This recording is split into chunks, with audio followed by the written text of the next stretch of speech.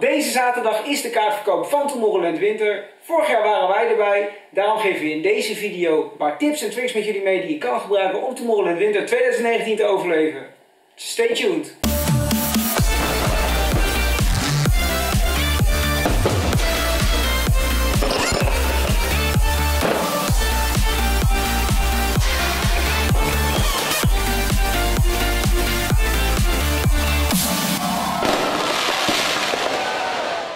We kregen best wel veel vragen toen we terugkwamen van de wintereditie. En deze willen we graag in deze video met jullie beantwoorden, zodat jullie goed voorbereid op wat kunnen. En de eerste vraag die wij heel vaak kregen nadat we er vorig jaar waren geweest was: moet ik kunnen skiën of snowboarden?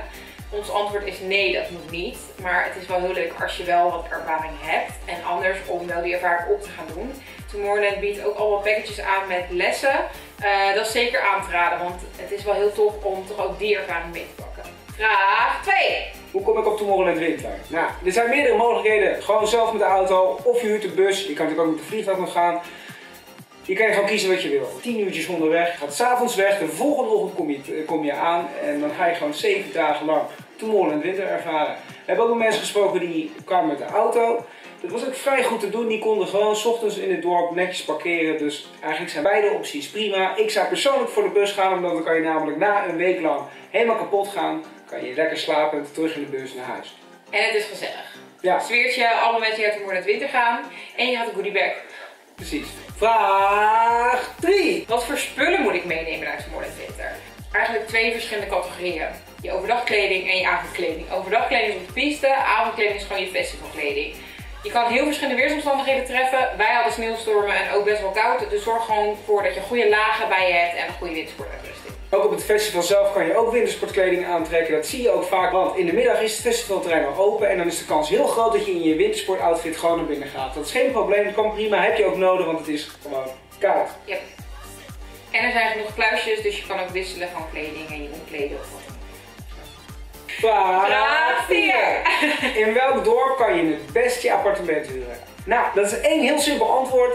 Alpe d'Huez zelf. En dan het liefst nog zo dicht mogelijk bij de mainstays. Dat kan je gewoon zien op de boekingspagina, maar dat is eigenlijk het enige goede antwoord. Waarom? Er zijn naast Alpe d'Huez nog ongeveer 4 andere dorpen waar je ook kan overnachten. Alleen, het grote probleem dat je dan hebt is dat je elke dag met een bus zowel van het dorp naar Tomorrowland moet als van Tomorrowland weer terug. En dat duurt een enkele reis een uur. Dus je zit 2 uur per dag in een bus om alleen maar naar het festivalterrein te komen en weer terug. Boek dus in Alpe d'Huez. Beste tip van de dag. En je hebt meer voordelen. Je hebt het avondprogramma een deel buiten en een deel binnen. Deel buiten heb je heel veel kleding nodig, want het is koud. Deel binnen is dus in de tent is heel warm. Je hebt wel kluisjes waar je kleding in kan doen, maar wij zijn gewoon heel snel even naar het appartement gegaan om op te warmen tussen de optredens door. Even droge kleren aan te trekken en dan konden we weer door. Daarnaast kan je ook makkelijk thuis eten, want die tijd heb je ook en hoef je dus niet constant op dat festivalterrein door te brengen. Ja. Geloof me, in de winter is dit super fijn. Ja. Brengt ons gelijk bij de volgende vraag. Vraag 5. Wat is nou het grote verschil tussen de zomer en de winter? Die vraag hebben we super vaak gehad. Wat vind je leuker? Wat vind je beter? Nou ja, één antwoord. Zomer. Als je het hebt over een festival en als je het hebt over Tomorrowland, dan is de beleving nergens zo fantastisch als op dat festivalterrein in Boon. Het is daar geboren, het is daar ontstaan, het is daar volledig op afgestemd. Het is over het algemeen lekker weer. Het is gewoon een volledige belevenis die je daar hebt. Maar desalniettemin is de wintereditie fantastisch. Ja. Is het echt een mega toffe ervaring. Maar wat wij heel vaak de Tomorrowland bubbel noemen, waar je in zit in de zomer. Hè, je zit op het terrein, je gaat er niet af, je hebt alles daar.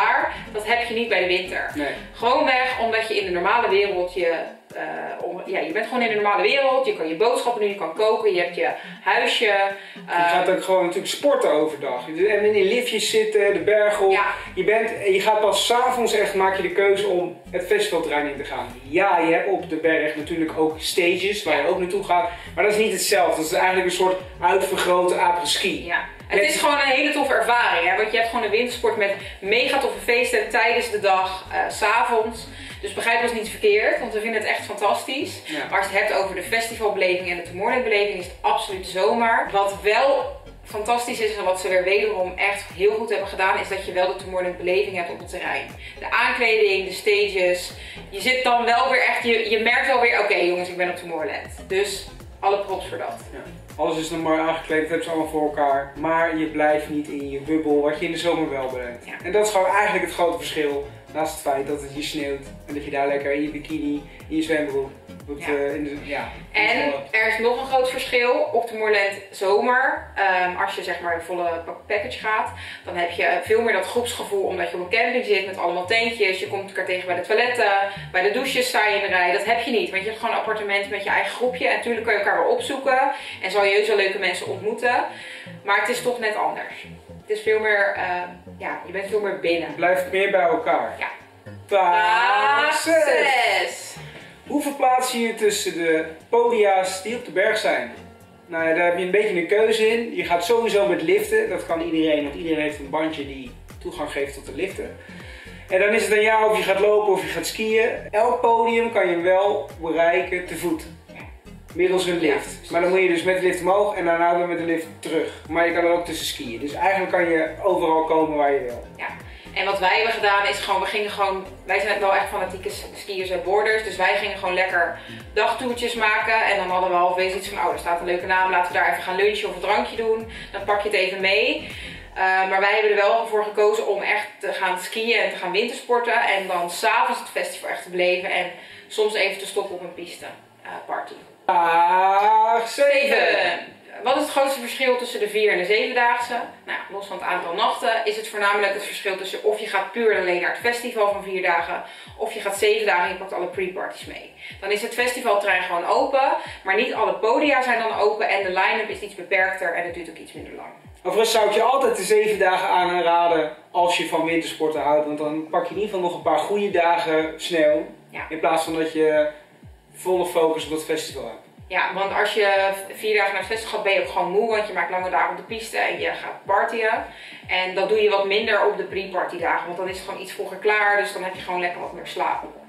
Ja. Dus sowieso 7 dagen doen als het kan. Vraag 8. Eten en drinken, hoe ga je daarmee om? Nou ja, zoals we al eerder zeiden, leef je hier niet in de festivalbubbel en ga je s'avonds over het algemeen naar je eigen huisje toe. Gewoon om even te eten. En dat kan heel simpel, want je hebt supermarkten in de dorpjes. Je koopt wat eten, je koopt het voor jezelf. Dan ga je daarna gewoon lekker terug met het festivalterrein. Zeker als je op de West zit, want dan is het festivalterrein toch om de hoek. Wij hebben er destijds elke dag maar 3 minuten over gedaan om op het festivalterrein te komen. 3 minuten, van deur tot deur. Ook zo niet. Daarnaast, de prijzen op het festivalterrein zijn ongeveer gelijk aan die van de zomer. Ietsje duurder, maar het mag bijna geen naam hebben. Dus het blijven de festivalprijzen, daar moet je van uitgaan. Je hebt ook gewoon je bandje met je pearls, dus je betaalt alles daarmee. Op de piste ook. Ja. Vraag 9. Hoe zit het met de stages en DJ's? Juist. Stages. Je hebt op het festivalterrein 4 stages.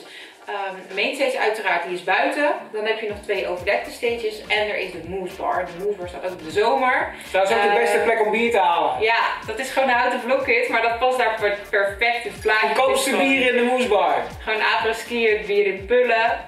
Super tof. De 2 overdekte stages zijn echt wel flink, dus daar kan je echt wel heel veel mensen kwijt. En de main stage is niet tot heel laat open, maar dat is dus wel gewoon buiten en die is wel echt heel mooi.